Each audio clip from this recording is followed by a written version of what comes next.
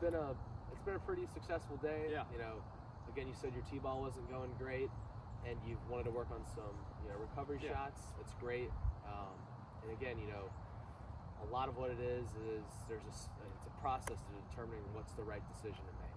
So the first one is, what's your lie? You know, is your lie hard? Is it soft? Is it teed up? Is it sitting down? So that right there is just the first thing you should look at before you hit any shot. And another one is club selection. If it's a 20-yard pitch shot, we really want to hit a 4-iron. Yeah. We can always hit a wedge or hit an 8-iron. Something where we don't always have to choose the lower lofted club. I know that it seems like it's the better shot because we're going to advance it further, but theoretically it's not always the highest percentage shot. So again, club selection is a real big one. Yeah. And again, that kind of goes hand in hand with lie, because you need to make sure that if it's sitting down, it's gonna be harder to get a 4-iron on it because there's more loft and you're gonna be driving into the ground. It's gonna be hard to get in the air. Yeah. So club selection is also big. So, and then also another one is you've got to make sure that you choose the right shot. If you're gonna hit a cut shot, you've got to make sure it cuts. Right. You can't you can't aim left where there's more trees or there's water or there's another bunker and say, well, I hope this cuts. You got to make sure you do that. So the swing has to fit the shot. Right. And again, that brings me into alignment. Aligning for the proper shot is important.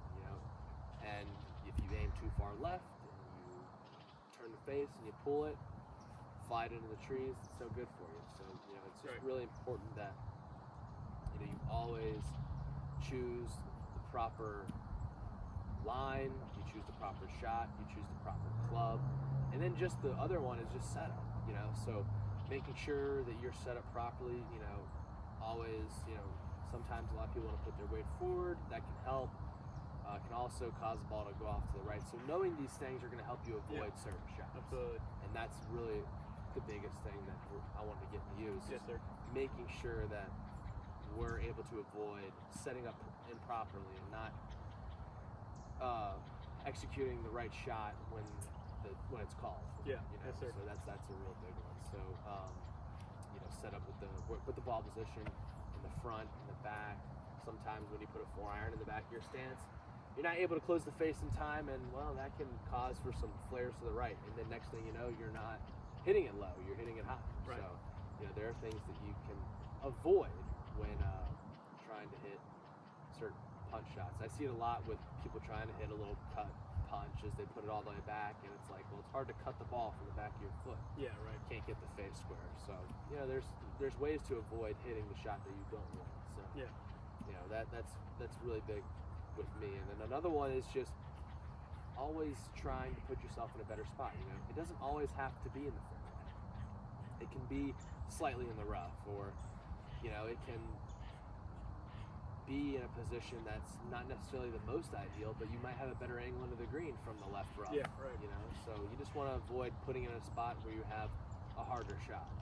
So that's also another big one. Is just understanding what position you're in and understanding what's the best play here. Should I leave it short? Should I?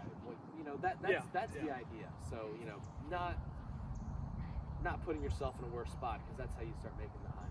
Yeah. So that's what we really want to avoid. Do you have any questions for me? No, about covers it. Thank you so much for your Yeah, help. absolutely. Thank you.